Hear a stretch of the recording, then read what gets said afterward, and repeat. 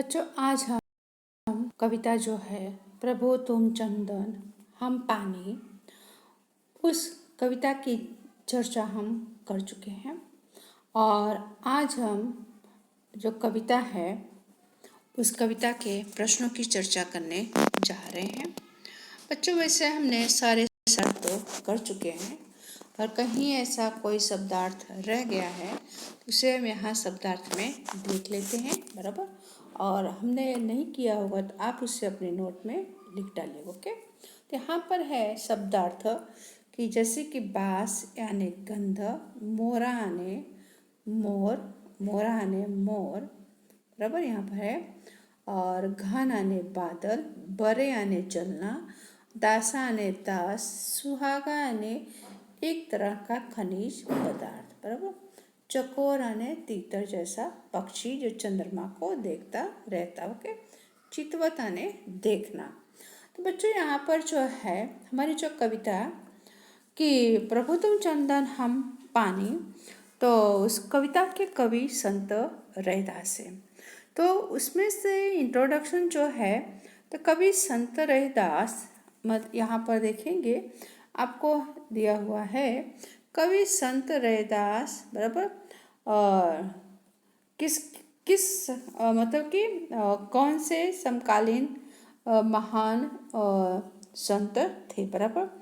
तो उसका उत्तर इस तरह से होगा कि कवि संत कबीर रैदास, बराबर, कबीर के, बराबर, यहाँ पर देखेंगे कबीर के समकालीन महान संत थे, बराबर।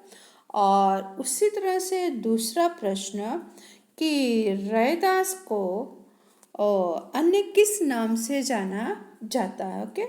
तो कवि रैदास को रविदास के नाम से जाना जाता है, इसका आंसर यहाँ पर है। फिर नेक्स्ट जो प्रश्न है कि संत रैदास किसके शिष्य थे, बराबर। तो संत रैदास रामानंद जी के थे। किसके शिष्य थे? रामानंद जी के शिष्य थे। बच्चों, इस तरह के प्रश्न आपको बोर्ड में पूछे जाते हैं। आप इसे भी मतलब कि अपनी नोट में लिखिएगा पीडीएफ में से देखकर, और इसके प्रश्नों के उत्तर भी आपको याद करना है, ओके। फिर यहाँ पर देखते हैं कि एक वाक्य में प्रश्नों के उत्तर लिखिए। पहला जो प्रश्न है कि प्रभु चंदन है तो भक्त क्या है। बच्चों, इस तरह के प्रश्न आपको एमसीक्यू में भी पूछे जा सकते हैं बोर्ड में। तो आपको एक वाक्य और एमसीक्यू दोनों तरह से आपको तैयारी करनी है, ओके। तो प्रश्न है कि प्रभु चंदन है तो भक्त क्या है। तो आपका अगर एमसीक्यू में तो उसका आंसर एमसीक्यू में ABCD में दिया होगा ऑप्शन में, ओके। तो वहाँ से सिलेक्ट करना। अगर वन सेंटेंस में पूछा तो आप इसका उत्तर इस तरह से लिखेंगे कि प्रभु चंदन है तो भक्त पानी है, ओके। दूसरा प्रश्न जो है कि भक्त दीपक बनकर क्या चाहता है, बराबर।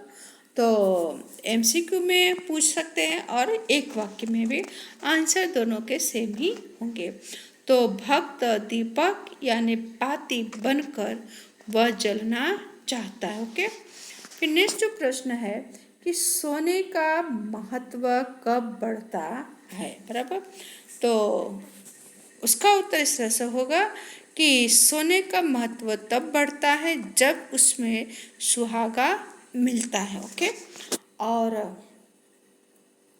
उसी तरह से यहाँ पर जो प्रश्न दिया हुआ है कि 2-3 वाक्य में प्रश्नों के उत्तर लिखिए। कितने वाक्य में? 2-3 वाक्यों में, ओके। तो भक्त किन किन उदाहरणों द्वारा समझाता है कि मैं प्रभु से निकट हूँ, अपने शब्दों में लिखिए, ओके। तो भक्त अपने आप को प्रभु के निकट होने की बात समझाने के लिए विभिन्न प्रतीकों का सहारा लेता है। इन उदाहरणों में जैसे कि चंदन, पानी, गन, मोर, दीपक, बाती, मोती, धागा तथा स्वामी दास का समावेश हुआ है, ओके। और बच्चों, यहाँ पर जो प्रश्न 3 दिया हुआ है उचित जोड़ बनाइए। बराबर, क्या दिया हुआ है? उचित जोड़ बनाइए। यानी कि जो है आपको बोर्ड में इस तरह से जोड़ बनाने का नहीं होता है, लेकिन अपनी जानकारी के लिए आप इसे मतलब कि हम इसे कर लेते। ओके, तो यहाँ पर हम देखते हैं बच्चों कि जैसे यहाँ पर है चंदन, तो चंदन के साथ क्या आएगा? पानी। ओके, चंदन के साथ आंसर आएगा पानी। घन बन, घन बन का क्या होगा? घन बन मोरा। ओके, दीपक यानी ज्योति, सोना आने सुहागा। बराबर, सोना आने सुहागा। ओके, दीपक आने ज्योति। ओके, भक्त कौन? रैदास। ओके, तो आप इस तरह से आपको बोर्ड में MCQ में पूछ सकते हैं, तो आपको दोनों तरह से तैयारी करनी है। तो बच्चों यहाँ पर प्रश्नों की चर्चा समाप्त हुई। बराबर, आप इसे PDF में से देख कर अपने नोट में लिख डालिए। Okay, thank you.